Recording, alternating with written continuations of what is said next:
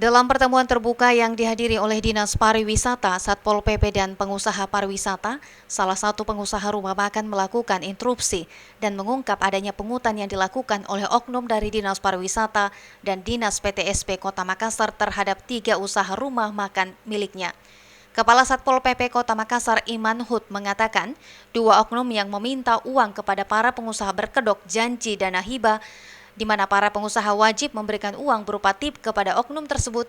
Kemudian jika dana hibah pariwisata cair, maka pihak pengusaha juga wajib memberi 2% dari anggaran dana hibah tersebut. Lidah kita berbicara, tiba-tiba salah satu peserta mengangkat tangan dan menyampaikan seperti itu. Bahkan oknum tersebut dan dari Dinas Pariwisata itu juga berbicara dan seolah-olah bertransaksi termasuk dengan kalau sekiranya ada pencairan bantuan dana hibah. Nah, jadi itu saya pikir ini bukan persoalan kecil ya, ini persoalan besar. Kenapa? Ini baru satu kasus yang kita temukan. Bagaimana kalau menimpa kasus-kasus yang lain dan ini memakan waktu lama. Kalau pencairan dana hibah itu berapa yang dia minta? Saya katanya ini kan kita ya, jadi menurut yang bersangkutan yang kita BAP itu dia meminta 2%. 2% dengan nilai dana hibah yang diserahkan. Dana hibah di setiap pengusaha diberikan.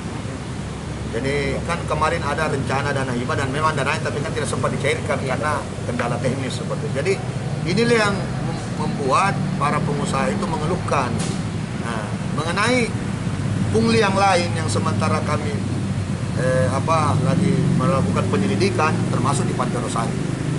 Jadi nanti juga kita akan libatkan dari inspektorat untuk diberi untuk mencari keterangan bukti. Jadi kita juga tidak ingin menjudge orang kalau belum terbukti. Makanya saya katakan patut diduga bahwa yang bersangkutan itu melakukan tindakan pungli. Artinya Pak, kalau ada ribuan pengusaha itu nilainya, kalau itu praktek itu terjadi nilainya bisa ratusan juta ya Pak? Ya kita kalau misalnya semua didatangi ya, tapi kalau kita lihat itu anggarannya dari pusat kan tinggi ya, itu nilainya kan, tapi kan tidak sempat terjadi ya, namanya kan kejahatan itu seperti korupsi itu kan kalau ada barang buktinya, tapi kan saya rasa kepolisian, kejaksaan bisa lah melakukan penelusuran, penyidikan jika memang betul-betul mereka bukti awalnya ada bukti bahwa dia telah menerima atau melakukan pungli.